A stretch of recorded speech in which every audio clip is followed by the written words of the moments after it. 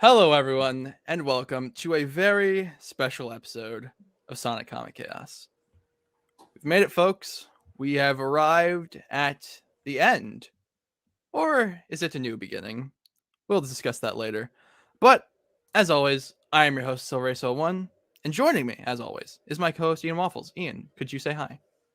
Hello. I'm so glad to be here. Thank you for having me. You're welcome?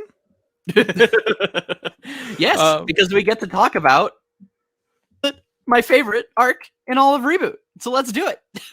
Yeah. Well, no, don't go get too ahead of yourself, Spark. Because before we get into that, we must return to the final of Reboot, but not the final ever, as we'll talk about very shortly. Ian and Ace, read your comments. Speaking of which, I realized something while I was editing the last episode. We don't get any comments asking us to do Sonic the Comic anymore. I think you got your message across, Ian. Good. Which get that trash out of here. To be fair, I was kind of digging myself a hole there too. So maybe it's for the best. If you decide to read it, I will not be on the show. I refuse to put myself through that ever again. It is You've awful. already read it. You just have to talk about it. I don't remember anything. It's that bad. I would have to reread it. Well, how do you know it's that bad if you don't remember it, though? Because it erased it from my memory. That's how bad it was. Oh, jeez. All right. Well, the point is, we're not doing Sonic the Comic, at least anytime soon. Go watch Johnny Vector. He's a cool guy, and he talks about Sonic the Comic. He makes great videos on it. Go watch him. From Johan Royce. I hope I said that right. Do you plan on going over the pre-reboot Sonic Archie comics? Why, I'm glad you asked, Johan, Mr. or Mrs. Royce. Because you see, after we finish up with this episode, we are going to be doing exactly that thing you just said, which is going back to Reboot, starting with the home arc, which takes place after Sonic gets launched into space and then comes back from space. And we're going to be going all the way up through, Worlds Collide when Reboot ends. But I know what you're probably thinking. Well, but you're going to be missing a lot of really good and really fun stories if you do that. And our brains are so big, we already thought of that. And so what we're going to be doing is every few episodes, we're going to be going back and we're going to be covering a classic pre-boot story, be it Endgame, be it Sonic Adventure 2.5, maybe Mecha Madness. So, yeah, that's a thing that we're going to be doing. So please be excited for that. Yeah, Ian, anything to add? No, I'm just super excited to get to my favorite Sonic anything ever. So here we go. Yeah, same. Then from and I guess real quick, for a sneak preview, you have not read the stuff in like forever, right? No. Okay, so that'll be really cool because it'll almost feel like it'll kind of be like this, where I'm the older perspective and like you kind of have like a vague memory and stuff, but like you'll kind of get to experience a lot of this stuff almost fresh. So. Yeah. A lot of it will be fresh, which will be fun for everyone involved. Agreed.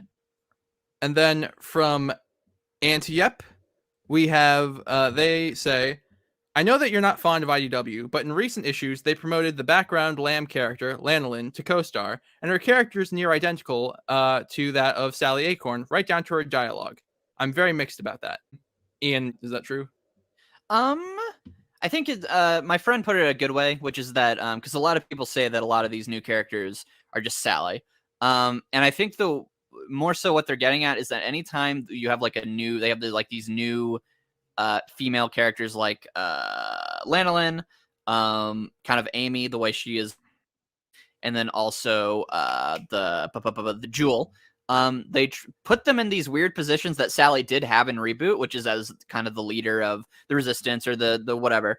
But the problem with what we talked about in Reboot and in IDW is that it's not really a world where like having a leader means anything. So they just kind of stick Jewel, Amy, and all these other characters with things like, oh, I have to do paperwork. Oh, I have to tell people to go do things. Blah, blah, blah, blah, blah. But that doesn't really mean anything in the context of an action story like this. And so that's what I think people mean when they say she's like Sally, is that she's just the leader character. She's just going, oh, Sonic, don't do that, you silly Billy, only with none of the charm. So, so I think I agree in the heart of the matter. I don't think it's necessarily that she's just another Sally. more so, she fulfills the role that Sally did in Reboot, and is fulfilling a lot of the roles that Amy, Jewel, and all these other kind of leader female characters are filling, which is go do this thing. Sonic, don't do that, you crazy silly Billy. Aw, man, I have to do paperwork. And it's like, yep, you sure exist. So, Yep. so there you go. But Ace agrees with me completely. Sure, I might as well. Yeah. We'll have to. I think we should have like. I think the IDW wrap up should be like an annual thing we do.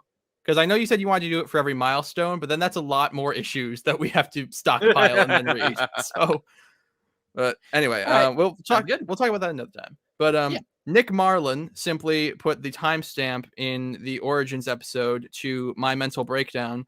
So thank you for that. Thank you. That's cool. I did go back and re-listen to that part, and man, I just go off for like 10 straight minutes about the fucking nonsense that was the Worlds Unite prelude into Sonic 272 or whatever the issue was, into Sonic Universe 250, and the fucking migraine getting that all straight gave me. It was that was not that was you're a fan of comics, right? I am. I was gonna say that's kind of a normal thing, right? That they do, where like it's just bullshit. Usually they don't hide the fucking issues, though. Usually they don't. Yeah. Usually there's not a Sonic Super Special Magazine and a Sonic Super Digest that both have a silver story in them, but they're different silver stories, and you got to read the right one. For sure. Yeah, but all right, cool. Anyway, fuck. I had Sonic. one more. Yeah, fuck Sonic. Really, quite frankly. All right, one more. On our Spark of Life episode, we had a comment from JReal313 who said, "Yeah, this was the arc where Ian was trying to imply that Sally was developing romantic feelings for Nicole. It was his plan to turn Sally bi if the Archie comics kept going. Now, Ian, why did you plan to do that?" It's mostly because if Sonic can't shack up with Sally, well, someone has to. Those hips don't lie. So it would just kind of be unrealistic story-wise for there not to be a character in universe who wants to bang Sally. And so it felt normal and natural for the closest character to that to be the Lynx girl. So I was not expecting that answer, but well, I feel like we should just move right on from that. Anyway, yep. Why was he so sincere? You were way more serious about that than I was expecting. I was anyways, so you underestimate me. I feel like we should just go right into that's how you're ending the last Ian and Ace read your comments of Reboot. Yeah, I hope you're pleased with yourself. I'm very pleased. Someone clip it. I do want to start uploading clips, but that would require me to like put in effort, and college is hard. But anyway, that's all inside baseball that you don't need to hear about. So let's hop in to the final arc of the main Sonic the Hedgehog comic book. Yes. Sonic the Hedgehog, Genesis of a Hero, starting with Sonic number 288. And how fitting is it, Ian, that we end at the beginning? With disappointment. That is Sonic 1. oh man. Audience, if you want a fun game, take a shot every time I bring up my hatred of Sonic 1 while we're talking about this. Oh, cool. Fun. So what did you think of... just for anyone listening who doesn't really like actually read these. So the last 3 issues of the comic, we just finished up the big Save the World, Shattered World storyline. And so another Sonic game was coming out. I forget what it was. And Sega... it was like the 25th anniversary. And so Sega's just like, yo, bro, make some tie-ins or whatever to all the apps. And so the final arc is Genesis of a Hero, where, as usual, Flynn does his thing, and he tries to kind of connect the video games to his kind of this original world. And so issue 1 is going over Sonic 1 and how that connects into the Archieverse. Issue 2 is Sonic 2, and issue 3 is Sonic CD. And so yeah, those are just kind of the basic ideas, and really everything in between is it's really just fan service for the games, and then also just fan service in terms of like, oh, this is how Sonic 1 connects to Knothole Village and the Freedom Fighters and all this kind of stuff. So yeah, we can just start going into that. Yeah. Man, what a fucking shit show Sonic's 25th anniversary was. Like, like at the time, I remember it being like pretty cool, but looking back, like holy shit! Like we lost the comic. Forces was, I mean, I like it, but admittedly, it was not the best received. Like the only game that even came out in the year of his 25th anniversary was fucking Sonic Boom Fire and Ice. Sonic Boom was the ongoing TV show. Like oh my god, like, like right Well, also Mania came out, right? in 2017. Yeah. So, well, which would have been these, right? Or is that incorrect? No, I mean, you could technically count Mania as the anniversary game. So but I don't know if that's what they were going for with this. I think this was just meant to be. Well, also keep in mind the 25th anniversary was very classic centric. Yes. So yeah, this would have really tied into that. Real quick, I'm looking at the first page. It says Dr. Eggman. So question is he, so there is no Robotnik in this universe, right? Or do they? Well, he calls him Robotnik later. Yeah, okay, so that's what I was wondering though. But I was like, does anyone call him Robotnik in these little stories? I was trying to remember. They call him Ivo, and Sonic calls him Robotnik. I don't know if they call him Robotnik at any point, but I mean, that's the workaround. Yeah, like in the games, I think you can just assume Ivo Robotnik is his real name. Yeah, for sure. I just didn't know if they weren't because because it just says, "Oh, this is Dr. Eggman." It's like, okay, because obviously Robotnik is that's just the English thing. That's not actually his name. It's Eggman. So yeah. So I just didn't know how they were combining those two. But okay, thank you. Yeah. So we open with the end of Sonic 1. Actually, we're in Scrap Brain Zone, and Sonic, his first line. I already have a note on his first line, which is, "Whoa, finally some challenge." To which I wrote, "Not sure if they're remembering Sonic 1 properly." That game is a miserable experience to get through, so I don't know what it means. Finally some challenge, but regardless. Yeah, we get a reference to Sonic Unleashed on the first page where he goes, "Woo!" So pretty good. I will say real quick, did you read Sonic with Jaleel White's voice when you were reading this? Oh yeah, I always do for classic Sonic. Same. I'm no contractor, but this place doesn't look up to code, Doc. Agreed. Why, just look at the rodent infestation. Ha! I'll make you eat those. And then he dies. Sonic is dead. Anyway, so actually, real quick, just a fun detail on the the cover is his eyes, instead, like obviously class Sonic just has black eyes, but they're not like pure black. He has like the pupil, and then like the outer area where like would be green on modern is like a dark gray. He's more like charcoal eyes. Yeah, it's neat. Drawn by Spaz, which is good. Oh yeah, the covers for this are all great. I really love them. But so yeah, he meets up with Robotnik and Snively, who Robotnik is not related to because he's not allowed to be. So Snively's name is Julian Snively, which we get reminded of when Snively starts talking about all the ways Sonic's been like fucking with them over the last couple days, and Robotnik just goes, "Thank you, Julian. That's enough. That's enough." And then Sonic goes, "I'm from Sonic 1," and then he does his little Sonic pose, and it's cute. That's fun. I mean, to me, that's kind of the vibe of all of these issues, but especially like this one. It's like, hey, it's that thing I know. Yeah. But I don't mean it in a demeaning way, because these stories were obviously meant to be like, that's the vibe. It's like it's a fun little just like celebration of these things. And so I think it works in this case that it's just constant kind of references. I mean, it's literally taking place in those games. And so I think it's fun to see him like, talking to Eggman and doing the little Sonic 1 pose. Like, I think it's cute. Yeah. But anyway, so we've all played Sonic 1. Eggman pushes a button. He drops him into the fourth active labyrinth zone, because apparently that's what everyone needed, because Sonic 1's such a great fucking game, right? He goes, great, another one of these places. Yeah. And then he says something to the effect of like, I better get this over with quickly. It's like, clearly, again, not remembering labyrinth zone. Well, he didn't take the shortcut, so... Oh, yeah, your fucking magical shortcut you told me about when I was complaining to you about Sonic 1. But, yeah, I mean, we literally see him going down the little thing, and he does not go under it, so he missed the shortcut, idiot. But, he doesn't know. He hasn't replayed the game.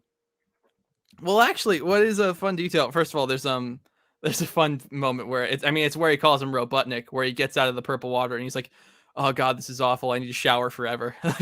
Yeah. You own the Uh, expression is really good for this story too. This is yeah. it's Tracy Yardley, so Yeah. he definitely knows how to do that. I couldn't tell it was him at first. Well, you don't get to see him draw classic Sonic ever, so yeah, it's Well, the last time he did actually was in the first Genesis wave, but he kept the whoa. he kept the vibe and style of Preboot, so it didn't look different. It didn't look more like chibi and cutesy, you know. Wait. Run that by me again. So in Preboot, the Genesis wave happens, right? Yes, and then Sonic Genesis happens. Yeah, and we go into like modern Green Hill. Sonic in that. What's that? He's modern Sonic in that. He's modern Sonic, but with classic proportions. Like they mix and mash. Like he's a little chubby tiny boy, but he still has the green eyes. Like it's a mix. It's a mix and match. Yeah, well, it kind of looks like how they drew him when they first adapted the classic, the modern design into Archie, where they were like, I don't know how to draw him like this. Like, yeah, for sure. But then he goes and he does the Sonic 1 boss fight, and there's a detail I actually really like where Eggman goes underground and Sonic says running away egg face, but he stutters. So he goes running away. Which I just think that's a cute little detail. It's like, oh yeah, this is his first adventure. He's not quite used to this. Like, I assume that was the intention. I don't know what else that could be implied by that, but I thought it was cute. No, I get you. Yeah, I like it. And then he beats him up, and he's like, well, time to run back through Sonic 1, because we all need to have a page like this in all of the issues where I run through all the zones. He's like, cope. That feels memey. And then he leaves. It's like, cope. I feel like that's how a lot of people are going to feel in about 2 issues. What did Yuji Naka mean by this? And then we get to the end, and what happens? Yeah, well, he goes back to Knothole, and my note says Knothole looks kind of right. I do like that it's like built into the checkered pattern Green Hills, you know, like that is part of the fun of like seeing like how these two things would be combined. Yeah, if they didn't clash horribly, I'd agree. As if Sonic doesn't clash horribly with the Freedom Fighters just by existing. What do you mean he doesn't clash horribly with the Freedom Fight? He clashes horribly with the Freedom Fighters just by existing. They look fine. In Preboot, he does, because he does not. Yes, he does. They weren't made for each other. Oh my gosh! No, they were made for him. What are you talking about? No, because Sonic and Tails have like the gloves and the shoes, and then everyone else does not wear gloves. They all have weirdly different proportions. Sally has little baby tiny hands. They do not match, and it's hilarious. It's Kingdom Hearts. Look, maybe it's just because I started with this franchise with like Saturday AM and the Archie comics, so I'm just used to seeing it. Yes, that's why. But look, I think. Here's the thing, and it's great. I love that they do not match. It is hilarious. Look, maybe you know what, we're gonna be in Preboot in 1 episode's time, so I guess we'll see.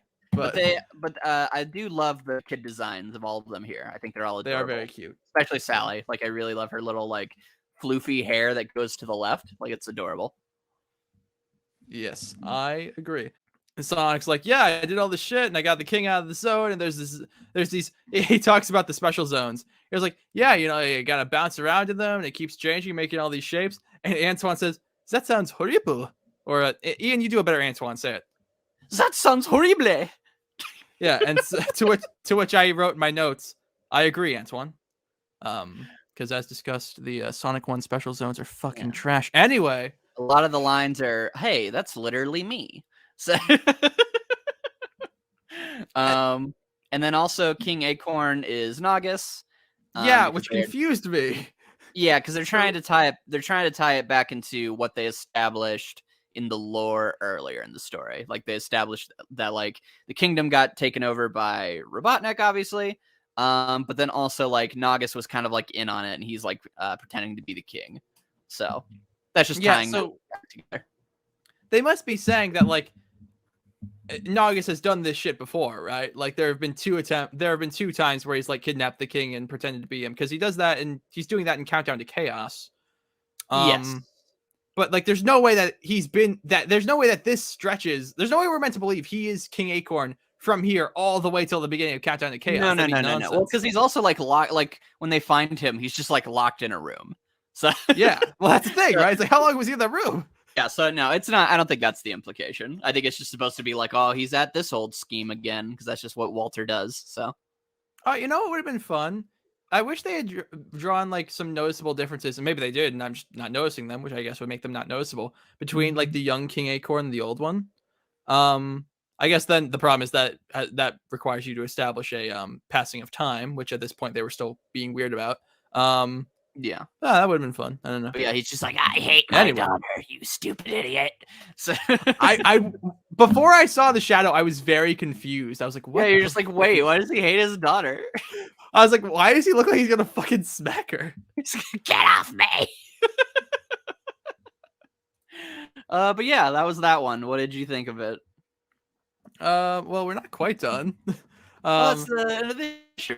Or what happens? What else happens? So the Sonic's like, well, I gotta go stop Robotnik, and they're all like, hey, we're gonna come with you because we're freedom fighters and we're super cool, and I'm gonna stand up out of my wheelchair because I got cool robot legs. And Sonic's like, well, all right, freedom fighters, quote unquote, let's go. And then they all charge off, and they have this fun full page spread. Yes, I do enjoy that. That was cute. And they all have like Antoine and Bunny are holding hands in the background. That's adorable. Yeah, no, Antoine and Bunny, that's a good part of them. You know, it was really nice that you know, I got to really enjoy their relationship in that one-off weird you know, origin story that wasn't in the main comic. I loved that. Ian, don't do you want to trigger my fucking PTSD right now, Ian? I'll go on for another 10 minutes. So fucking help me. Do it. No, don't do it. No, I'm fucking done. Fuck this shit. I'm out. Fuck this. No. All right, welcome to Sonic Comic Chaos, Sonic the Comic. Now that the hater's gone, we can finally talk about my favorite adaptation, Fleetway Sonic. So one of the cool things about Fleetway Sonic is that he's like a big jerk. But everyone's like, Sonic, you're a big jerk. And then he's just like, guys, I'm a big jerk. And I'm like, man, Sonic, you're a big jerk. And it's one of the cool things about Fleetway, you know? Then what happens is that he holds a gun. Now, there's actually 3 different moments where Sonic, Knuckles, and Tails all hold a gun. So we're going to rank those. We're going to do the top 3 gun moments in Fleetway Sonic. All right, number 3, Knuckles. Now, Knuckles has held a gun in Archie Sonic before when he had to blow up a wall. He was like, how did a kidney like me get in a situation like this? And he blows up the wall. So that's number 3 because it's copying the far superior version, which is Ken Penders. Number 2, Sonic holding a gun. Sonic holding a gun's fucking rad. So that obviously gets a point. He's better than Knuckles, so he's second. Number 3, Tails holding a gun. Now, this one's really interesting, right? Because when Tails holds the gun, he is going to assassinate Dr. Robotnik. Now, this was actually a test by the universe to see if Tails is pure of heart, because the universe is actually anti-gun. So if you're into politics, there you go. But the ultimate thing that we come to about this is that Tails is pure of heart. Is he's just not gonna just assassinate somebody, you know? Like if Tails had the option to kill baby Hitler, he wouldn't do it, and the universe would reward him for it. So that's number 1, and that is why that is the number 1 Sonic characters with a gun in Fleetway Sonic. So that's pretty cool. What the fuck are you talking about? What? Anyway, what happens in the next issue? So in the next issue, we cover the best classic Sonic game, which is Sonic the Hedgehog 2. I agree. You're right. You're correct. Yeah, that's fun. So again, we get another dope ass cover, which has Sonic and Silver Sonic, which is a neato. Yeah, it looks really great. I kind of like that the head. It kind of reminds me of that weird like cursed Sonic head from like Sonic 3D Blast in Europe or whatever. Yeah, a little bit. But so they're doing a what Sky Chase, is that what it's called? Is that the level? Yeah. All right, they're doing Sky Chase. It's fun. Sonic's bouncing around. He's having a grand old time. And then Tails gets shot down by Robotnik, and Sonic's like, "You can fly. You don't need the plane to fly." And then Tails he looks like, at the camera. "What?" He's like, "Why is my friend stupid?" And then he runs. I'd say this facial expression doesn't really work. No, I mean, again, I think these stories, like, obviously, like, the story literally starts, right? And, like, we're already in this. And obviously we know Tails isn't going to die. So I think it really is supposed to play up, like, the cheeky, like, this is like a little baby Sonic. He's mad. He's so cute. You know? Maybe. I don't know. Either way, it's whatever. It's just like if Sonic is meant to believe Tails is dead, which based on how he talks when he meets up with Snively, I don't think he's meant to. Yeah, I don't know. Yeah. But then you get something you get in all of these issues, which is just some cool art uninterrupted by dialogue of just Sonic bouncing through a zone. Yeah, and you're just like, whoa, it's that thing from the games, but it's a cool cartoon. Yep. And so Sonic's like, "Hey, Snively, bitch, I found you. I got you." Found Then Snively's like, you, Needle Nose. That's what Jaleel White would say. "Well, yeah, you're not wrong." But Snively's like, "Oh, but you see, it's actually I who have you." And he traps him in a little box, and he's got the boss from Sky Chase Zone, or Wing Fortress Zone, attack Sonic. And I really like this page with Sonic dashing around on the spiky thing. Yes. Like, Yeah. looks really cool. Well, I also love the way he beats it, which is he kicks the little panel up. Yeah. But so he beats it, and then Snively runs away and gets on the spaceship, and Sonic doesn't get on the spaceship. And he has a line where he goes, "Dang, it looks like I'm going down with the ship." And so in my notes I wrote, "Dang, it looks like I'm dying." Cause that's what these like. That's what? no good. Like, dang, Sonic, you gave up real quick there. Tails reveals that he is in fact not dead. And so he flies back up, and he jumps on the Sonic jumps on the spaceship, and he rides it up to the Death Egg, and he has a line where he goes, "Is it a weapon? Is it a roboticizer?" I mean, it could be both. It's like, what the fuck is a roboticizer? What does that even mean in this world? Like, yeah, I mean, we know they exist, but or at least they're being really vague about it, and it's confusing. No, we know they exist. Makes me mad. Well, because it's like, anyway. But so I mean, that's not an insult. It's annoying. it is annoying. It's like, because they keep dropping the line too. Like they've mentioned roboticizers like 3 or 4 times up until this point, and we just have no idea what it means or what it does. Yeah. But anyway, so we get a fun bit where Sonic he gets to the spaceship and he has to like gasp for air because he can't breathe. That was a stupid idea. Well, I mean, it worked. And so they kind of they do this twice where they try to offer like an in-canon justification of like why, Snively in this case, but also Eggman are able to outrun Sonic in Death Egg Zone, which is like, yes, and I do think it is funny.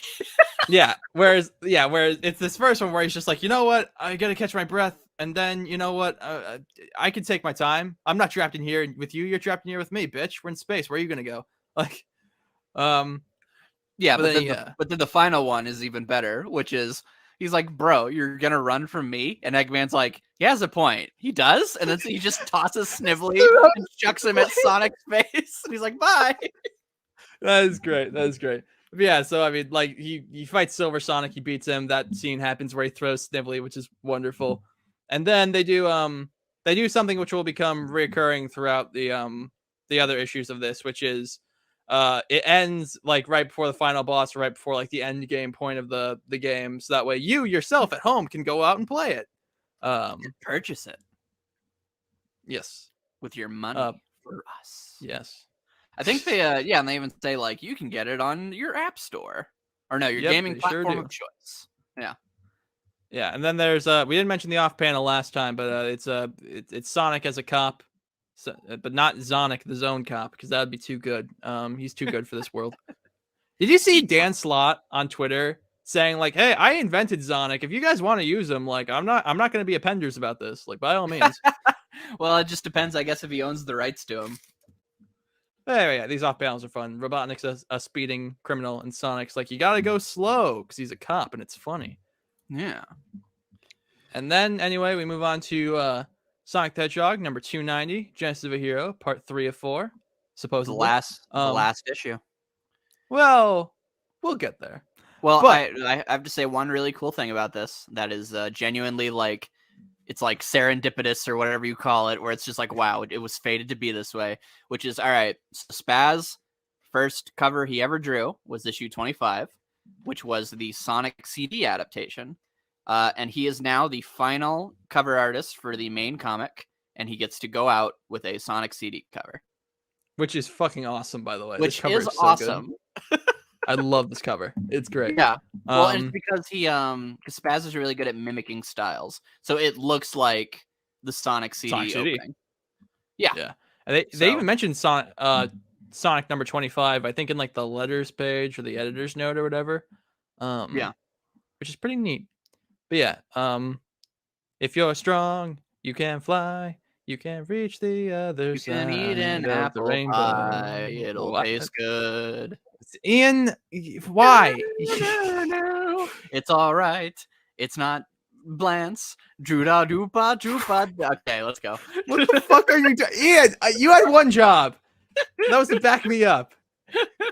Anyway, they do the opening of Sonic CD. That's why I was singing Sonic Boom, and I was hoping and my he's like, co-host would back he's me like, up. Toot toot Sonic Warrior. The power No. is in your mind. No. You can save No. the day. Anyway, so part 3, Sonic cease and desist. So he's like, "Hey, little plants chained to a mountain. That's pretty crazy." Anyway, what? So that's wild. Oh well, better go do a Sonic CD. But he says something interesting. He says, "Oh well, guess Eggman found his way back after the time eater thing," cementing that in Archie Sonic Generations, the classic Sonic that was featured in Sonic Generations, is from between Sonic 2 and Sonic CD, which is neat. It's canon, baby. I mean, it's not anymore. Oh, But I do wonder though. I assume I don't know if this would have come from like a note or something, because that's interesting that Flynn would throw that in if it wasn't like an internal document that said like, yeah, it's not the Sonic from Generations is from this point.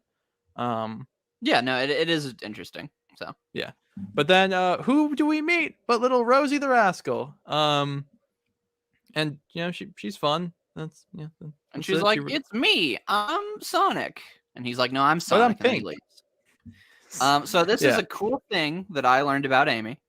So I'm going to share it with you all. So Amy and her tarot cards. This is like a thing that like fans are like, bring it back. It's cool. But the thing about the tarot cards is that the reason she has them in Sonic CD is because the idea with Amy is just that she's supposed to be a normie. And in Japan, young girls, they one of the things they get into is like tarot cards. That's just like a thing that they get into when they're younger. And so the reason Amy has tarot cards is because it was supposed to signal to the audience, like a Japanese audience, that Amy is a normie. She's just like a normal girl. There's nothing weird about her. And the idea, right, is that tarot cards, they predict your future. And so it's like a joke, right? Where it's like, it'd be like if you had a story where like someone was like, I wished upon a star, and then like it actually came true. It's like, that's a thing that normal kids do. But oh, the magical twist is that the wish came true. So in Amy's case, she has the tarot cards, and it's like, oh, my tarot cards told me to go here. I would meet a grand hero. But this normal girl actually does get sucked into a grand hero's adventure. Whereas in other parts of the country or in other parts of the world, we see that she has tarot cards and that like, oh, they magically predict the future. And we're like, whoa, Amy's special. She has special powers. When literally she has tarot cards because she's supposed to go, oh, she's a normie. She's like a normal little Japanese girl. Cool. Oh, that's fun. That's interesting. That's cool. I didn't know that. Yeah. So another note. Do you know what's on her tarot cards? I only just now noticed this. I see one of Chip. Oh yeah, this Chip. I saw a dark guy in that because I was looking at the eyes. But yeah, that's Perfect Chip. Chaos is in the back and Solaris is in the middle. Yeah, that's so cool. I didn't notice that. That is very before. cool. She's like, whoa, the world ends like 5 different times. Pretty neato. Yeah. But we won't remember one of those times, so it's fine. I do like how they introduce her. I guess adding to the idea that she's just like some normie is that she's just like, it's like Sonic gets to the top, like in the thing. It's like, yeah, let's go. And she's like, wait, I'm climbing a mountain. It's really tough. Yeah, it's fun. Which is pretty cute. And then I like that Sonic's just like, hey, girl, bye. He's like, no. Yeah, he does like he's like doing like the temptation flirt of like, hey babe, you think you can keep up? Fuck you, and then runs away. yeah, it's pretty fun. But yeah, so then he goes up to the Death Egg, and not the Death Egg, Little Planet, which is encased in a Death Egg, I think is what it's called. It's a Death Egg, right? It's called a Death Egg. I don't know. Well, we'll say it is. So I look smart. You had one job yet. Or better yet, just agree with me. Just Oh, okay. He's right. just yes and me. Yes, Um, and Thank you. But anyway, so he's going and he's like, "Whoa, there's all these robots. It's almost like Eggman has been here for years. What?" whoa, yeah. Damn. Hey, I didn't do the normal one. I've evolved. There was a build up to that. Yep. Whoa. Anyway, so all right. Anyway, fuck Ian. I can't. Ian, we What's need to up? focus. All We're right. doing 2 arcs this episode. All right. What's next? But then he's like, he runs into Eggman, and Eggman is talking to Snively about like, hey, you know that Sonic 3 adaptation we're definitely about to do? You make sure you set that shit up right. And Snively's like, all right. Sir, we're getting a cease and desist as we speak. The comics are being canceled. What?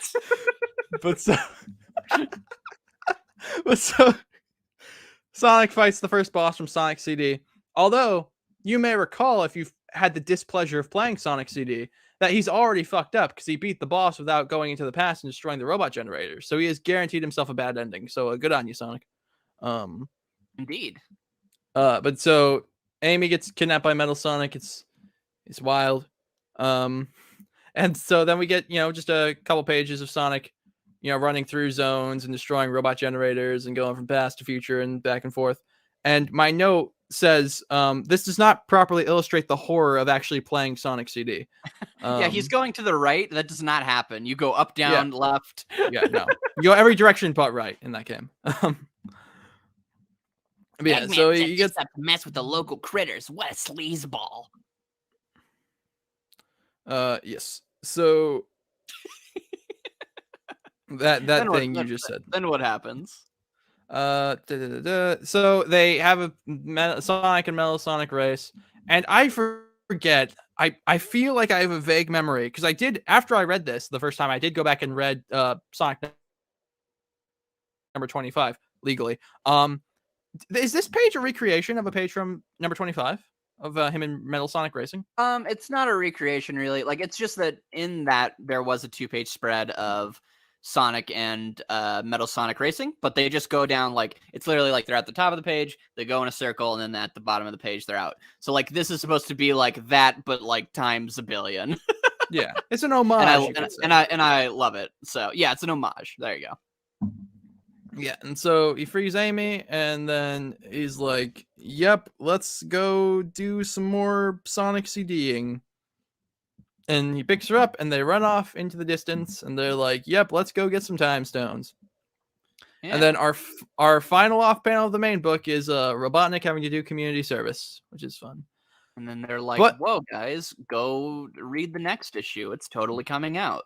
Which we're about to, because we are moving on to Sonic the Hedgehog number 291, Genesis of a Hero, part 4 of 4. That's right. And now, so I know what you may be. So, I know what you all may be thinking, which is, wait, Sonic 291 never came out. Genesis of a Hero, it ended on a cliffhanger, or, it didn't complete. We couldn't possibly talk about Sonic 291. That comic doesn't exist. And I could understand if you think that, and if you're saying that because your brain is smaller than mine and you don't have the resources I have. But yeah, like what you might not realize. What? Like the Sonic Wiki. Exactly. So we have all of the pages from Sonic 291.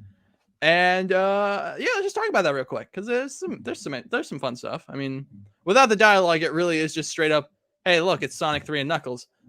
But hey, it's here. We might as well talk about it. You know what? Let's do what Archie was too cowardly to do, and let's create the story. Let's do the dialogue.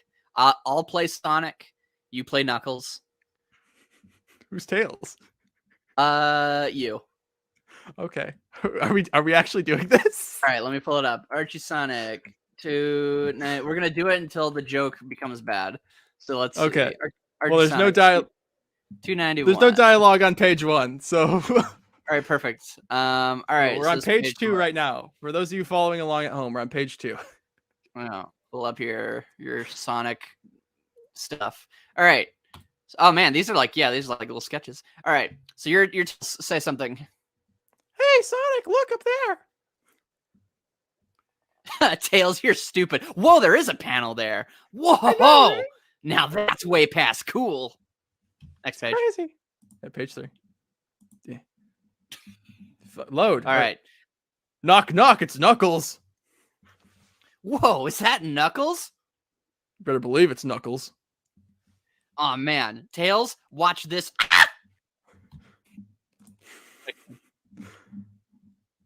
Watch what, Sonic? Watch me kick this guy's boot on board. I don't care anymore. All right. Yeah, it's really cool that Tracy Yardley posted these. It really does suck. I mean, a fan should like go through and like finish these up because like these are really cool.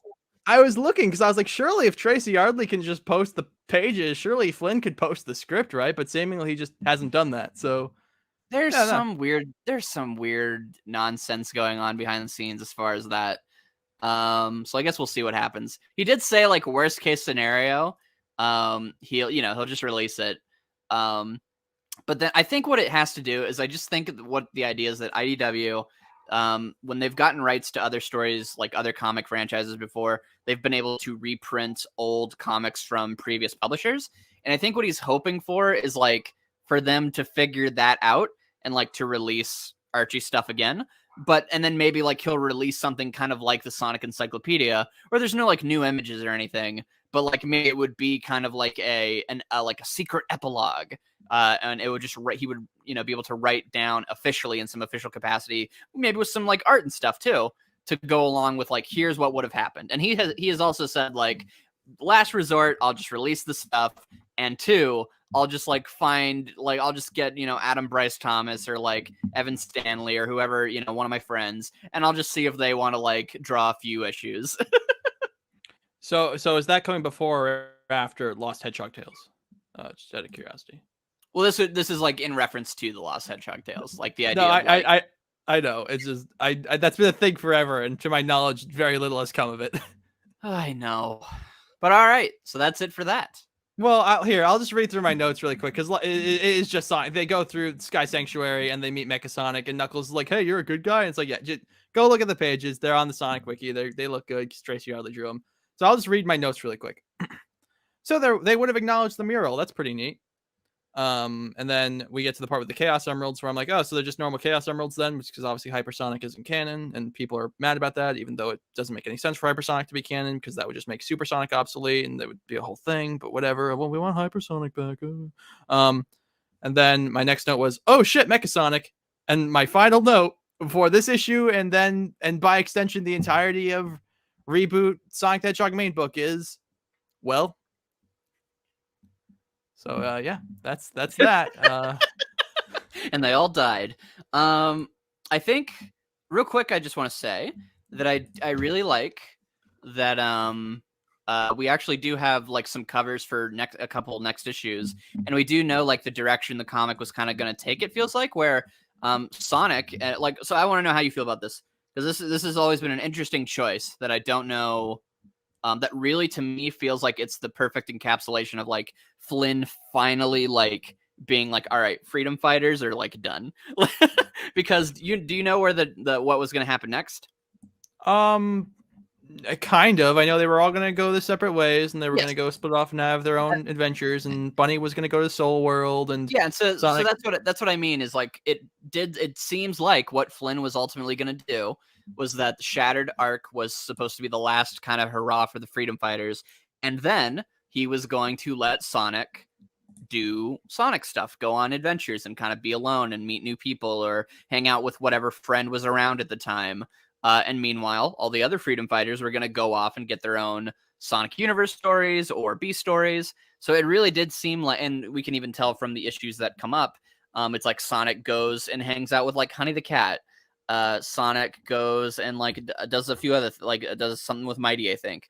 And so it seems to me that regardless of if the comic had been canceled, that the freedom fighters were going to like kind of break off, and like Sonic was now going to be even more closer to the games than ever before. And how do you feel about that? Yeah. Here's the thing, right? And we'll talk about this because when we do our like kind of final post-mortem on the series, which is going to be coming up after this episode. the Freedom Fighters are unrecognizable from how I know them in this already, especially Sally, which again we'll talk about then. And so it's like I don't really care. Like Yeah. I could like I'm sure I would miss them. Like especially like I've really come to appreciate Antoine and Bunny a lot more as we've been reading these. But yeah, like I don't really have strong opinions one way or the other, especially since like especially Sonic's relationship with the Freedom Fighters, not even necessarily Freedom Fighters themselves, but Sonic's relationship with each of them is just so watered down. It's so different that like Sonic's not going to interact with the Freedom Fighters all that much. He's going to go off do it, whatever. Like, yeah, I agree. although real quick, I didn't realize this, but there's actually like 12 whole pages of Sonic 292 that are released. So is there anything interesting in here? He's on a bridge. Tails is hanging out with Rotor. There's some rings. Nicole's here. She's hugging Rotor. They're all hanging out. Nicole looks sad. Sally's packing a suitcase. Amy's doing a thing. Ian, have you looked at these? Do you have any thoughts? Yeah, I've seen them. Yeah, I mean, it just kind of more add to, and I think the cover is literally like it's a bunch of like arrows going in different directions, right? And it's like the roads we take or something. Yes. Yeah. So I mean, also to answer the question, I agree with you. So yeah, no. We get some cute Antoine Bunny stuff. He has a sword. He's looking sadly at the sword. Is that his dead dad's sword? Probably. I don't know. We don't there's no words here. And then he's doing a thing, and yeah, it's over. That's all. No, that's all, folks. That's all, folks. Except it's not, because there were 2 Sonic comics made by Archie. As like, so we have 4 whole more issues to go, folks. Yes. The last Sonic, and just a setup. This arc actually got completed. Yes. What do you mean? The other one got completed. We completed it. Kind of. Oh, that's true. It's finally completed. The universe is finally fixed. So that's good. But all right, let's do it. What is this arc called? Say its name. The Case of the Pirate Princess. Yeah, let's go, baby. All right, cards on the table. I don't fucking care. This is like I think this is like either tied or just is my favorite arc in all of Reboot. Hands down. Every page, every joke, all of it is perfect. And Aaliyah Baker, thank you. Yeah, I saw that it was it said it was by Ian Flynn and Aaliyah Baker, but is that like was it mostly her? Do we know? Like I'm gonna check the rest of the issues. I'm pretty sure Ian Flynn like isn't on the rest of it. If it is, then heck yeah, great job to both of you. I just remember Aaliyah Baker as like, oh, she's working on this. So I think my brain might have just remembered like, oh, a different writer's on this, but I don't know if they collab the whole way through. Well, let me check real quick. They're married, right? Am I? Yes. So it's so this is kind of like their version of the Shadow Amy spin dash maneuver, you could say. You could say that if you're a creep. So what? Oh yeah, so Flynn did write all this too. So yeah, those two working together, making this arc. Holy shit, guys, this is hilarious. So yeah. But so let's get into it. Yeah, let's dive right into Sonic Universe number 91. 91. Case of the Pirate Princess, part 1 of 4. Actually, of 4 this time. Oh my gosh, that's hilarious that the main book ends on 290, and then this is 91 through 94. That is pretty good. That's pretty good.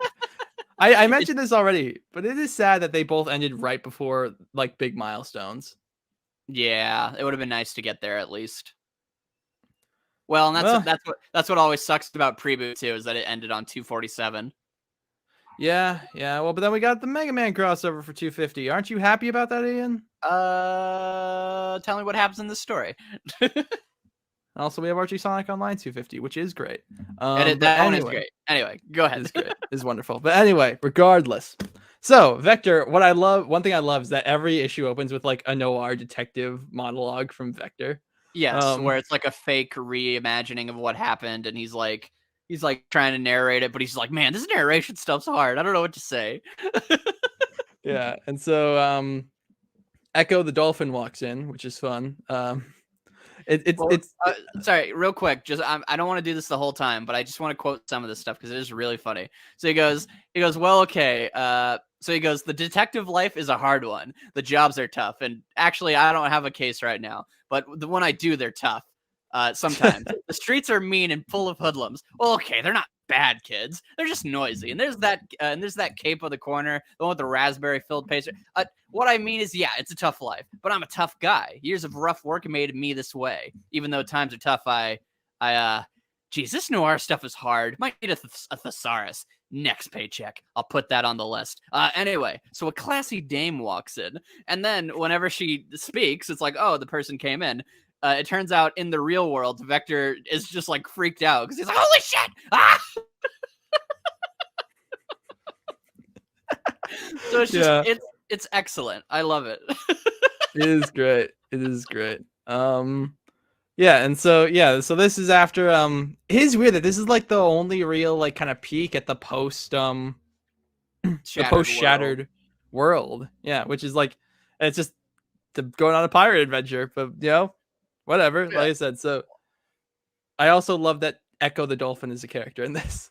Yes, it's very good. so- I think I just discovered a very stupid joke, and I'm very happy this exists. So his coffee mug says "in the night," and I think the bottom is supposed to be "bean delight." Do you know what that's a reference to? No. So in Nights into Dreams, there is a song, and it goes, "In the night, dream delight." And so they made a coffee mug that says "In the night, bean delight."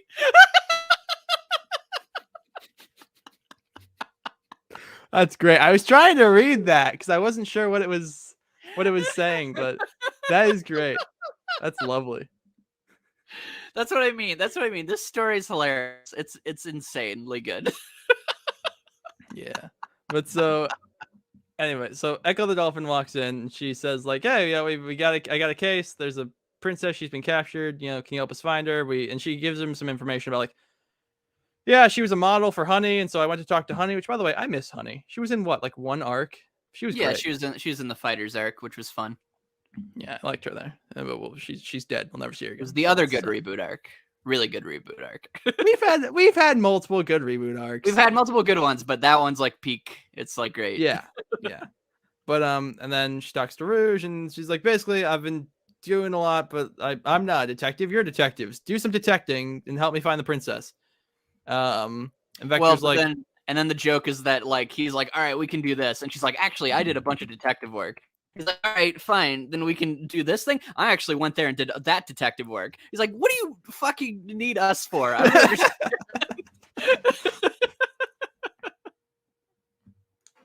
And then she goes, and then we find out the way they found her, or she found them, is that Charmy put out like a little cartoon detective agency, and he has flowers and kunai stars or whatever. Yes. I know the king and queen will be very generous with payment. Generous, you say? Payment, you say? Which is setting up a pretty fun bit for the very end of the very good punchline. Yeah. But so SBO and Charmy go in, and I love SBO in this. He is just so tired of everyone's shit. He's very funny. And I love that we get like this is what I mean, or like this is just good writing, is that they have the joke of like he made the thing, and then it's like, oh, she found it, okay, cool, and then they continue the joke where he's like, oh my gosh, you found my poster, and SB goes, so that's why you needed help spelling. that is good. That's good. But so they're like, we got some documents from some dock workers. But I'm not sure about this. And he's like, and Vector's like, well, I am. And so they go and they shake down some dock workers. And it's great because Vector starts to like detect, he starts to go like Batman on him and be like, oh, well, I found all this stuff and it seems a little interesting. And the guy just folds immediately. And they go, seriously, Daryl. Yeah, well, because he's like, oh man, we were going down this other route and we got our cargo stolen, and like we'd get in trouble. We would get the insurance money. It's like it's just awful, man. Like it's really bad. Yeah, and they're just like, yeah. They start feeling bad for him. Just like, oh well, cool, thanks. Yeah, and then we get a really good end part where he's like, all right, can I have the printouts? All. Because like he has all the documents, and so he's trying to get the documents back, of like so he doesn't get in trouble. He's like, "Oh, sure, you can have them. We have copies." And he's like, "No." He's like, which is like, why? What, this poor man? What did he do to you? Like, But so Vector's a then hardworking, tax-paying American, and he knows.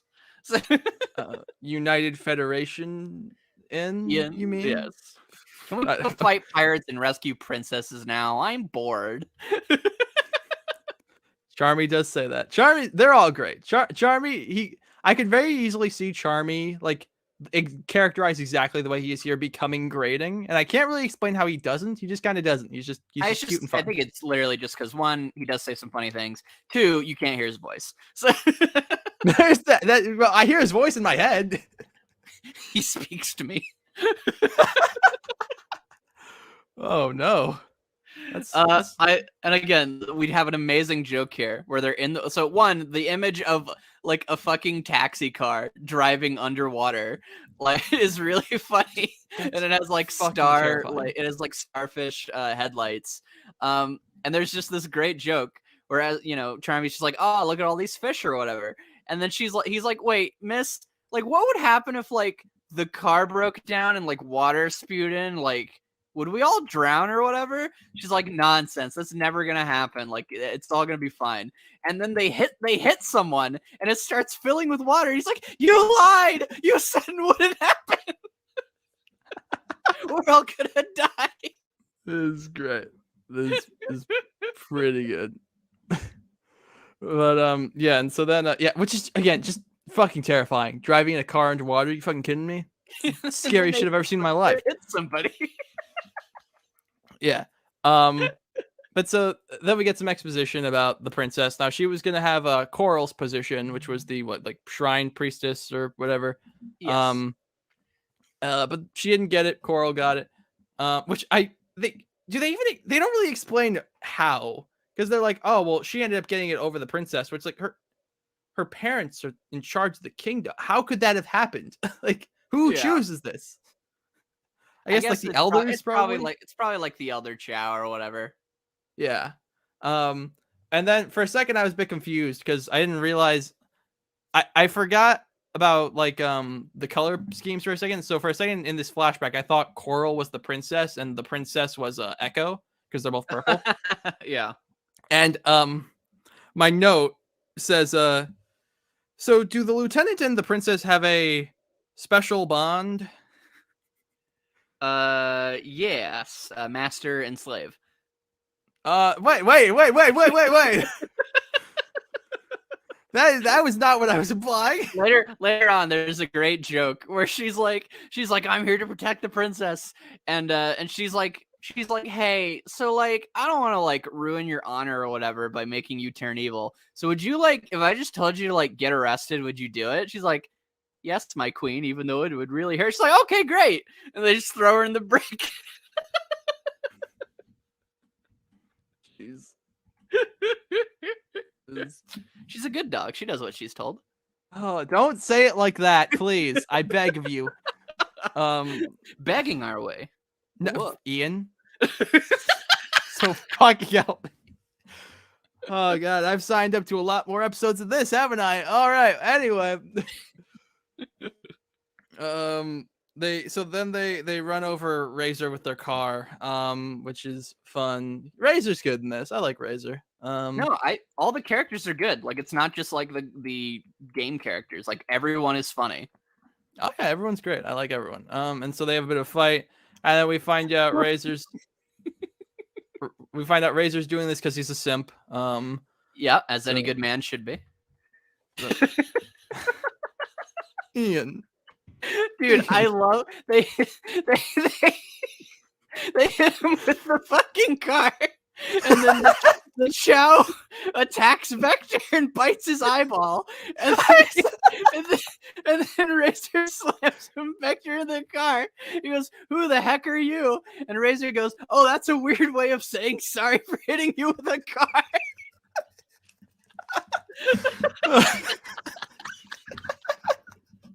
That's great. Jesus Christ, Ian. I love this story. If you could, I can tell. Do you want to take the lead on like the play-by-play with this? No, you do it because I'll do every line if I do. All right. So yeah, he's like, Coral's worried about the princess because maybe they have a special bond. I don't fucking know, but you know, maybe I can third wheel. But regardless, I'm here to save the princess. So where's the pirates? And then they get abducted by the pirate submarine, and that's where the issue ends. Yes. That's fun. And we meet the cool pirate guys. Yes. So yeah, next issue. Next issue, we get a fun off panel of the Charmy setting up the Chaotix Twitter feed. That's fun. But yeah, I like this fan art. Hey, there's fan art of Silver by Lily D from London. Oh wait. Oh, that looks good. Yeah, it looks good. It looks great. I like it. Yeah. Like all like blurry and watercolory or whatever. Yeah, it's pretty cool Man. stuff. Why isn't Silver in Sonic Prime? It would be so easy. Because nobody likes him but you. That's not true. That isn't true. I like Silver. Anyway, I think he might appear. I think they might put him in. Well, Greg, given the astonishing level of quality of the first bit of Sonic Prime, maybe it's better that he's not in it. I don't know. Anyway, well, I've made everyone mad at me now. Except me. I only love you even more, and that means I'll be on every episode. Exactly. Oh jeez. But well, actually, no, that's not true, because I even titled that episode like "Sonic Prime isn't very good," and most of the comments on that were positive. So. Yeah, everyone was like, "Well, they were like, yeah, Ian's right, but fuck Silver Ace, like they always do." Right. I know. Yep. All right, what happens next? Anyway, it's so not fair, because like we're definitely like I'm definitely like the mom who has to like lay down the law of this podcast, and you're like the dad who's like, hey, let's eat cotton candy at midnight, because like I'm the one who has to give like the play-by-play and describe the scenes, and you're like, hey Ace, did you know that like there's a weird BDSM relationship between Echo and the princess? Like, and then the kids laugh and they like me. So yeah, I know. Bullshit. I built this channel from a box of scraps. Ian, this is my fucking channel. You think because you make me fan art that you can just come in here? Anyway, moving on. So then we start with issue 92. They're surrounded by pirates. I also really like how the kind of detective monologue is highlighted by like an illustration. Yes. Yeah, there's a fake version of events, basically, which is neat. Yeah, no, I think it looks cool. I don't know what outfit Razor is supposed to be referencing, but he looks really cool. He does look cool. Maybe he's You ever played the 4th Assassin's Creed game where you're a pirate? Yeah. And maybe he's that. Yeah. I lied, but you know, that's what you told me to do. Mom. Anyway, so Vector throws a dude. That's fine. Yeah, but the first thing they do is he just beat the shit out of this one guy. It's great. Who we find out later is 100% a stoner. Yeah, it's pretty great.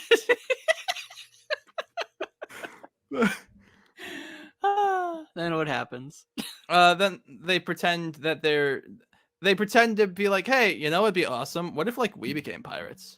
Yeah, I love that they beat the shit out of, like, they get on the boat and they're like, scatter, fight them all, fuck them up, Team Chaotix. And then like they're just like, actually, oopsies, want to be friends? And they're like, what? Yeah, why not? Yeah, she is straight up just like, yeah, okay. They are just straight up like, yeah, okay. Yeah, but I think it makes me like them more, that they're just like I love all the pirate characters because none of them feel like boring stereotypical. They're all like really weird, like eccentric weirdos. I love it. Oh, I really like the captain who's like a weasel or something. I don't know what exactly. Yeah, he's like I think he's like a sea otter. Yeah, he's fun, but he's super fun. Like his I really like his line where Vector goes like, hey, I'm sure you can understand the appeal when you're an opportunist, right? Oh wait, did that sound insulting? And the captain goes, only if it weren't true. Yeah. Yeah, and then of course again the Echo, the dolphin girl, her she's very sincere, and so like when Vector's like, actually, I think we're just gonna be pirates now, she's like, you're all betraying me. I trusted you. We were friends. We ran over that guy with my car. Don't you remember? And then, and then she's like, she's just crying and so sad. And then the princess is there because the princess is on the boat too. And she's like, hey, so like, if I just like ordered you to, she goes, if I ordered you to join, would you do it? And she's like, oh, well, if I'd be obligated by my duty. And so instead, she just goes, oh, well, I wouldn't want to like hurt your honor or whatever. We'll just like arrest you. Yeah. The princess is great. I love her. Oh, she's wonderful. I'm so mad that she's gone forever. She's one of my favorite like reboot characters. Yeah, but so then we find out that the one of the egg bosses, who is Abyss, yes, the octopus, she used to be a part of this crew. Yep. And then now she's not because she left because now she's with Eggman. And so yeah. I had a point I was going for with that, and then I forgot it. So yeah, no, there's used to be an octopus here, then now there's not. But so now there's a princess, and so we get her backstory, which is like, hey, I went to travel the world, then I got kidnapped. Kidnapped. They were really nice about it.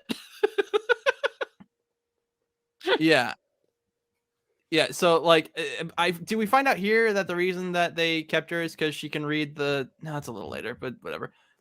Yeah, she basically gives her side of the story and what she was doing, like when we saw her in the background all the time. They explain it here. She says the captain had these Ulci charts, and I can read them. So yeah. So that's why. Oh my god, is this a Soliana guard? Oh my god, she's in Soliana! Hey, that's my game, Ian. That's your game. Where's the guy with the hat? What's he a reference to? Hey. Is that Mario? What? Who's the guy with the red hat behind him? He's the red hat. What? That's not a red hat. Oh, the red hat. No idea. I think it's Mario. That might be. Oh, that might be the guy who plays the accordion. Wait, why are you? Wait, what? Wait, holy shit! saying? Wait, holy shit! No, it's not. I Mario. might be right because he's got a red ball cap. His face is pudgy. He's got the little hair in the back. He's got overalls, dude. I'm putting it together. And Soliana is based on Italian cities, right? I guess, but is he wearing overalls? It's Mario. I did it. Where are you seeing overalls? He's got. Where are you seeing overalls? He's got the straps. He's wearing a black jacket. No, he's got a black jacket on. What are you talking about? Maybe it's just an outline. Does he? That's an outline because it's all black. Well, you know what? You just had, you got to have your fun. You didn't have to kill my fun. So whatever. I wasn't. Fine, it's Mario. There. Are you happy? I'm kidding. God. By the way, I love that you actually see them moments before they kidnap her. She's just sitting at a dock, and they're like, "Bro, we should kidnap her." Yeah, she's got a bump up, which is fun. She's adorable. I like that she meets Honey the cat, and she's like, "Bro, buy my cool." I really do like the idea of the umbrella that shoots water down. It's actually a really inspired idea. Well, it's interesting that something like that doesn't already exist if they're aquatic Mobians. Mm-hmm. True. That's well, maybe they're lame. They're not stylish. I get. Yeah. Okay, she got a cool one. She got an Inspector cool Gadget. It has 17 different modes. It can snow too. Everyone else just carries around a shower rack and just shoots water out of it. Yep. Yep. What happens next? So then she's like, "Hey, I got kidnapped, but it's super cool because I'm useful, and so they treat me nice because I can decipher hieroglyphs or whatever." And then Espio talks to the yellow girl, and I gotta say, I love the yellow girl. I forgot her name, but she's fun. No, I love her too. I love her being so this guy, he's Vector, the little guy's charming, and you are antisocial. Yeah. No, that's fun. I also like the, I was so sure you were going to make some crack about there being no honor among thieves. I wasn't, but you were thinking it. You can't prove that. Yeah. Espio's just moping the whole time, and it's really funny. Yeah, he's so upset that he's involved in this. Yeah, because he's just pirates. He's being a ninja's cool. Being a pirate's lame. I don't like it. Yeah, but so then we found out a little earlier that this is actually Razor's old crew because he used to be a pirate. But then guess what? The pirates were stealing medicine from sick people, and he was like, "Hey, that's pretty lame. Don't do that." and so he left. But his sister stayed here because she's a red shark. Her being a red shark didn't really have to do with her staying here. She just wanted to stay. I just He wanted to didn't- mention it. Well, because she looks cool. She Look, does. red's my favorite color. No, she does look cool. Again, I think this is where like this arc stands out to me because listen here, we have a scene here where two like random OCs, like one I didn't even really care about Razor and like his story, and then like this new shark girl is just like randomly here, and I think this whole little scene where they're talking is really well done. Like I was invested. So I agree. It is nice. And so then they're like, all right, let's tie down that car and get some dinner. And so Vector and the guy he threw tie down the car. And we find out that this guy is just definitely stoned because he goes like, he loves the ocean, man. yeah, the ocean, it's so serene and it calls to me. Makes me want to jump right in and die. Look at his Whoa. fucking eyes. Yeah, I know. He has like anime being mind controlled eyes. Yeah, he does. It's the sea's it's the sea's power, man. Jesus Christ. But so then SBO and the princess talk, and it's interesting because they no, wait, that's not here. It's later on where they set up like, oh no, is she gonna betray them? Whereas here she's just kind of like, oh, what? You're here to rescue me? That's crazy. What, you're not actually joining the crew? What? And it's kind of setting up her personality, which will be kind of explored throughout this, which is like she acts like an airhead, but she's actually like pretty smart, which is fun. Yeah, no, I like her. And then then it ends the issue. I like this little thing. Again, this is kind of like the idea of what Team Chaotix, like the kind of the appeal I feel like should be, is I like that like Vector is looking out for SBO or for Charmy. Where he's like, Vector, if I get bored of being a pirate, can I be a detective again? And he's like, don't worry about it, kiddo. Like, it will be cool. And I don't know. I just think that's cute. That's cute. Well, they're one big happy family. Except for SBO. He's the grumpy mom. Like, I'm the happy Vector in this relationship. Yeah, I'm fine with being SBO. SBO's cool. Yeah, he's a ninja. Yeah. I mean, I don't get any of the cool parts of being SBO, so that's unfortunate, but like having a horn sticking out of your head. Dude, that's dope. Actually, wait, didn't someone say that like the horn on SBO's head would imply that he's like female? So like SBO's trans or whatever? Oh my gosh, it's confirmed.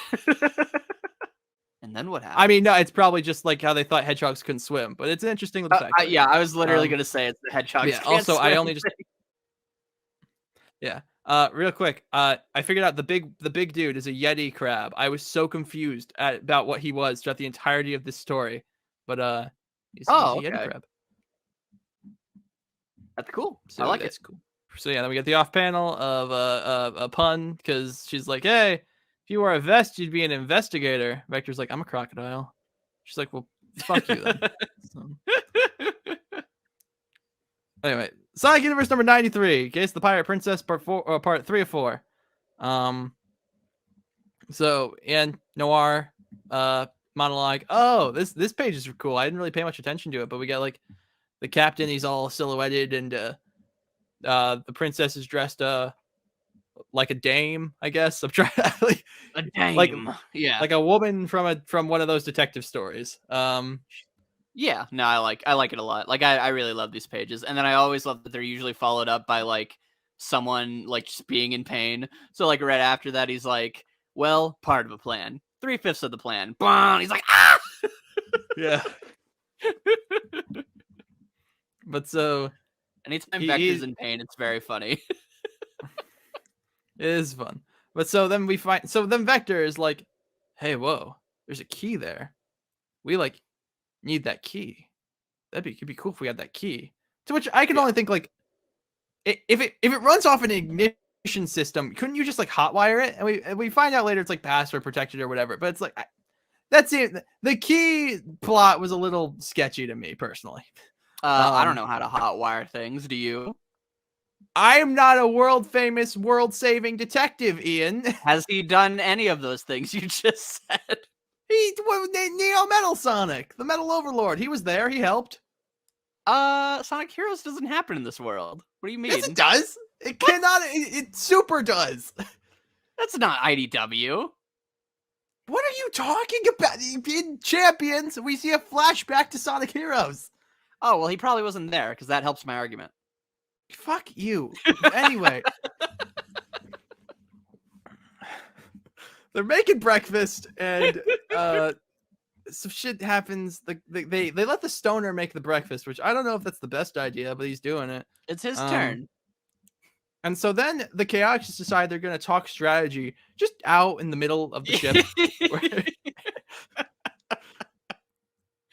Yeah, it's really funny.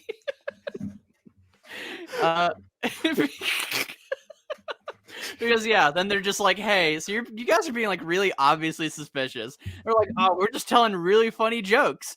And then he starts to tell the joke. Charmy laughs. And then he just grabs Charmy. He's like, Charmy, motherfucker, we're all gonna die. And because the shark girl's just like, you guys are weirdos. Whatever, I'm leaving. Yeah, it's great. But and I do like that he was gonna make a joke about Team Dark. So was he? Where was the? Yeah, he goes. Oh, a spy, a robot, and a grumpy science experiment. Go to the. Oh, I didn't. Yep, I didn't get that. Yeah, and then Charmy just starts laughing. Charmy, that wasn't the punchline. Oh, did you come up with one yet? Oh. And then you already established this that the princess girl has like her personality. She like kind of pretends to be dumb, and she actually uses that to her advantage here, where she like engages the conversation. She's like, "Hey, SBO, my friend, I've seen you somewhere before, right?" And then embarrasses him, and so then the shark girl's just like, "I fucking hate all of you. I'm leaving." Yeah. Well, what I thought was interesting was really cool. Yeah, go ahead. I thought they were setting up a betrayal from the princess because like they're like, oh, talk about a lucky break, and I think looking back, what they're saying is, oh, it's a good thing this airhead just happened to bumble in here at the right moment to distract her. When actually it was intentional on her part. What I thought it was she knew exactly what she was doing because she's in on the plan, and then they assumed that, and then she's going totally lucky, knowing she's going to betray them. But that is not a thing that happens. So, No, but I do like that she is just good. Yeah, and it is. You're right, because like you wouldn't like she could like that's what makes her a good character for the Sark is that she is the neutral party. Like she is only doing things for herself, so she easily could go either way. So you actually don't really know like one way or the other. Like, is the princess good? Is she bad? Is she on our side? So now that you mention it, that's kind of a good little detail they have, which I like. Yes. But so then Mr. Otterman is like, hey, you know what? Y'all are pretty cool. Let's have a drink. It's 9:00 somewhere, right? And so then there's a good part where SBO sneaks down to the jail to talk to Echo, and she reads him the riot act about like, hey, y'all betrayed me, and she with this just giant speech bubble laying out all the reasons why she's upset. And SBO's like, we didn't betray you. Like we all would have died if we had tried to fight them. She's like, I be the dumb. Yep. And then, but yeah, so they get to the island where there's going to be some more treasure, and I have a note that just says this dude is stoned out of his mind, and I don't know. I know what character it was referencing. I don't know what instance it's referencing though. I'm sure we'll get to it. Anyway, they're making their way through, and there's another tense scene between Razor and his sister where she's like, "It's boring just finding treasure. I want to fucking kill people." And he's like, killing people's lame. And she's like, you're lame. He's like, oh, well.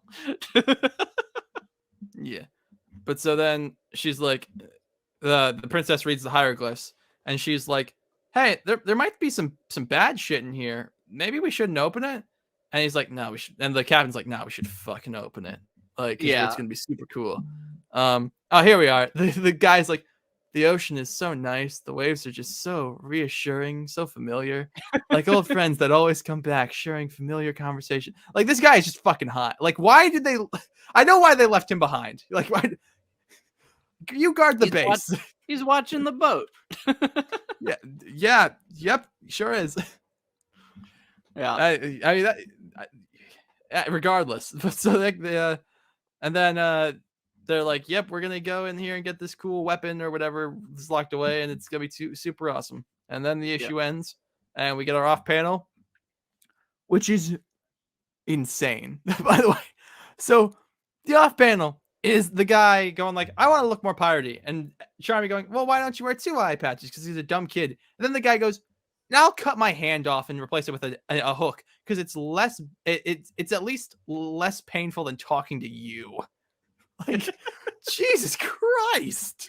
I hate Charmy B. Yeah. Woof. Big But anyway, that one last line from that issue I like is that they're like, "So Vector, you have a plan, right?" He's like, "It's a work in progress." So I love that I love that the Chaotix through this whole arc are literally just making it up as they go. So yeah. But anyway, so then we move on to Sonic Universe number 94, the final issue of Sonic Universe, Case of the Pirate Princess, part 4 of 4. So then we get a fun Indiana Jones pastiche. I've only seen the first Indiana Jones, so I'm not sure which movie this is from, but Charmy's got a little hat, and Espio's wearing what I can only assume to be a vaguely offensive headdress. We have to go out with a bang, okay? We're getting canceled anyway. In more ways than one. Indeed. But yeah, so I only have like 4 notes for this. So Ian, I hope you got some shit to say. Oh, real quick, I like the joke where, because in this version, because he's been like a detective for all the other ones, like a cool detective. So he's like, "Oh man, fortunately, I'm an expert archaeologist like myself because they're in like this tomb." He goes, "Wait, I'm not an archaeologist. I'm a pirate. No, I'm a detective. I'm a detective." But he's like kidding himself. Yeah, it's getting all the stories wrong. But so they get into the vault place, and they're like, "There's nothing fucking here." And they're just, from what I recall, there just isn't. Like, there's no twist. There just isn't anything in there, which I assume was set up for something, right? Yeah, because they have like this thing of like a hero at rest. So yeah, I would assume there's some lore because the idea at the end obviously is they're left here. So I'm guessing they probably would have found something, right? To get off the island. Oh yeah, well, they're left on the island. They're not left in this tomb. But yeah, so that's pretty neat. And then we get the best part, which is that their plan is they're just like, well, we gotta get so we're just gonna take their keys and run and hope we don't die. And it's so funny because they're just like, all right, then we gotta get the captain keys. I can do that. They're like, "Charmy, no, we're all gonna die." And he goes over. I love all the reactions. It's like, "Oh fuck no!" Goes over there. And he's like, he goes, "What do you want? Can I have the key? I need to go to the ship." "Why?" "Bathroom? Don't be ridiculous. You don't need the key for that." I tried asking nicely. "Yoink! Go! Go! Go! Go!" They're just like, "Scram! Run! Fuck!" It's great. It is wonderful. And then they move it. They get out, close it. And they're like, "Oh, should we lock them in there?" It's like, "Oh, they can get the fuck out. Who fucking cares?" They start closing it. And then they're like, "Yeah, we did it." And then a fucking sword shoots out. I'm like, "No, fuck!" Ah! And they just start running. I love how manic it is. Of just, they're just like, "All right, we got to come up with a plan." Charmy's like, "Go." They're like, "No, Charmy, no. All right, it's go time. Run!" And they beat up that one guy. They got their car back, and then we get to the best joke, which is that they get into the ship. And they're like, "Haha, those fuckers don't know that we have the key, and I know where to put the key. So let's plug it in and get out of here, baby." And then they plug it in. It says enter password. And then they're just all panicking. Like, fuck, what? There's a password? But I think my favorite line is Vector goes like, "Espio, can't you hack it?" I assume in reference to his awesome computer skills as seen in Shadow the Hedgehog. And Espio goes, "In the next 5 minutes, we might as well get out and push." Yeah. And then Charmy's above just like, "Try turning it off and on. Razor, what's the password? I don't know the password." They're just all like, "We're gonna die." So yeah, I just love that their stupid plan is we saw a key in a monitor. That probably starts the ship. So we're gonna steal the key Hope we don't get killed. And then we're just like, yeah, this will definitely work. Oh, there's a 2-stage process to this. Fuck no, wait. Yep. But then, Pretty... then what's the reveal? How do we get away?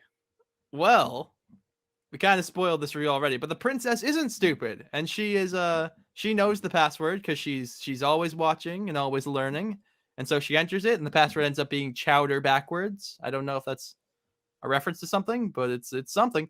And so they make their retreat, and it's cool. Yeah, they get out, and the princess is basically like, bro, I ain't going back to my whack parents. I'm just gonna pretend that I'm still captured and just literally take this pirate ship and go on an adventure. Get fucked. She's not gonna say she's still captured. I think they say she says yes. Oh yeah, tell my parents I'm all right, but yeah, that way the Chaotix get paid. Yes. So yeah, so she's just not going home.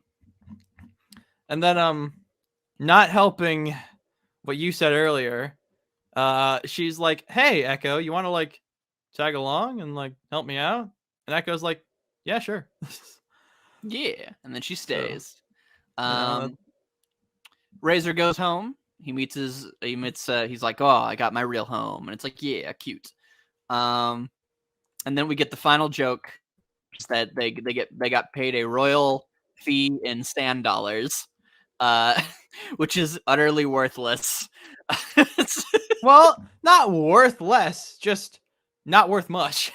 Yeah. Well, it was worth so little that for a nice bookend, one, Vector bought himself a thesaurus, so he got his thesaurus. They bought light bulbs, which was Espio's pick, and then Charmy didn't have anything he wanted, so he just kept the sand dollars.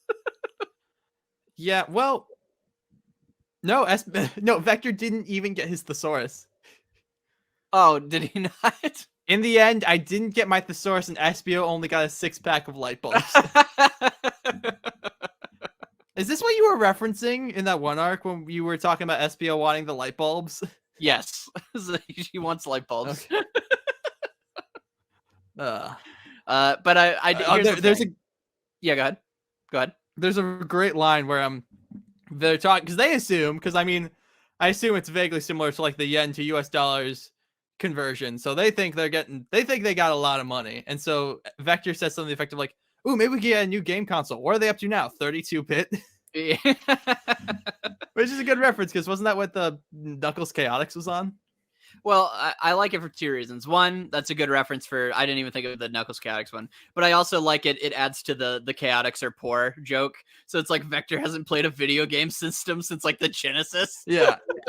It's great. It's wonderful. Poor guy. Oh, but yeah. And that brings us to the end of this issue, this story, and the Sonic Universe comic. And I'll say, I would say the best part, or not the best part, but a thing I like is at the very end, they, again, just kind of the idea of like them being like a family or like caring about each other. I like that it's like, in the end, I didn't get my thesaurus. Espio got a 6-pack of light bulbs, but hey, Charmy's happy at least, and that's got to count for something, right? Which is cute. Yes, I like that. I also like this off panel where it doesn't make a ton of sense, because like I just assumed that they were gonna live off the ill-gotten gains of the pirate crew, but they're like, "Hey, we don't have any money. What are we gonna do?" The princess and Echo are, and the princess is like, and Echo's like, "Well, why don't you ask your parents?" And the princess, so like, good idea. Yeah. How do I write my own ransom letter though? Yeah, how do I write a princess? No. Yeah, and then that's it. That's it. Yeah, so that's, we're nowhere near done with, the comic or with this podcast, but that's rebooted Archie Sonic. It brings a tear to my eye, Ian, to see it go. However, if you want to know our full, complete, kind of retrospective, conclusive, encompassing was the word I was looking for, but I said all those other words, thoughts on Reboot Archie Sonic, you could tune into our little epilogue episode, which we are going to be doing and releasing shortly after this, where we're going to be kind of going over Archie Preboot. Fuck me sideways. Reboot as a whole, and talk about how it's super cool, super fun, and yeah. So tune in for that. But I guess, Ian, any final words? Like I said, I love this arc. You can probably tell this is the most enthusiastic I've been since the fighting arc. I just think it's super funny, and I'm really happy that the Chaotix got to be the last thing we saw for this comic. Not because like they were special in any particular way to the story. It's just kind of like it fits their MO that they're just like these guys. They just somehow end up being in these really important places, and so it's kind of fitting that they, of all characters, get to be the very end of the Archie Sonic comic. And I'm just very happy that the story got complete, because like I'm not upset that like we didn't get the Knuckles adaptation or whatever, because like to give final thoughts on those issues, they're just cute. Like there's cute little fan service. You know, it's fun to be like, oh, it's this reference, it's this reference. They're just cute. Like they're, you know, nothing more, nothing less really. It's kind of fun to see how they interact with the lore of Archie Sonic. Whereas this arc, I genuinely just think is super funny. It's endeared me to the Chaotix so much, and I love it from start to finish. So, this is sad to see it go. It's interesting how like this is the only, like, this is not even our longest episode, but we talked about 2 whole arcs. But I think what's interesting is that we didn't talk a ton about the Chaotix one. We talked, good amount, but whatever. But I think a lot of the value of that is truly just you just kind of got to read it. Like we can only explain so much of it. Like, so, I mean, you should read all these, because for the most part they're all good. But like this one especially, I feel like it's hard to kind of encompass the experience of it by just kind of talking about it. Yeah, because it's just funny. Like that's just kind of the idea. It is fun, and that's also why I had so few notes, and why like going beat by beat kind of like didn't work super well for it, was because it's just like, it's just kind of going from joke to joke, and there's some cool stuff, there's some interesting stuff, but overall, it is just a fun adventure with the Chaotix. And I agree. I'm glad that's the note that Reboot and Archie Sonic as a whole was able to go out on. Just this fun story about like this, this family, more or less, just going on this adventure. So yes, I agree. So heck yeah, man. Well, like I said, this won't be our final sign off for Reboot, so I won't act like it is. So yeah, do you want to do the wrap up? Yes, of course. Like I've said multiple times, but I'm sure no one has heard this because I keep forgetting until the end to say it. I do want to put together a best of compilation of Reboot. Probably not before we start doing Preboot, but definitely at some point in the future. So please comment your favorite moments from this kind of era. I think of this as kind of like season 1 of the podcast. So comment your kind of favorite moments down below, so I can throw them in the compilation. I'll tell you my favorite moment, so you can find it. Sure. What is it? It's the moment where you put me on the spot and you were like, oh, Ian's going to sing Ghost for Pumpkin Soup or whatever. And I just made a rap on the spot. Dude, that moment was fucking great, I will say. So I'm glad that episode has a lot of great moments. Yeah, which is great because I didn't actually read the arc. And you're just like, Ian, what the fuck?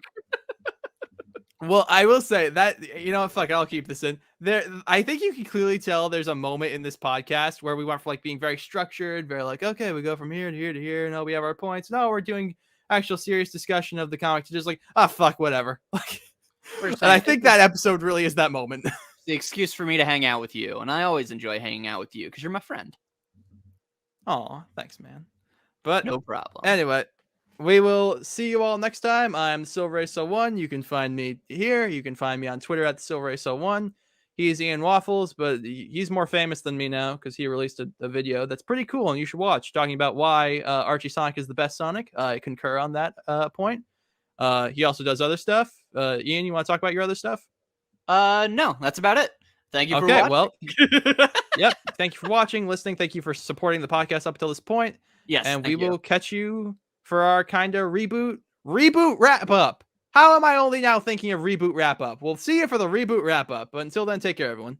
Bye.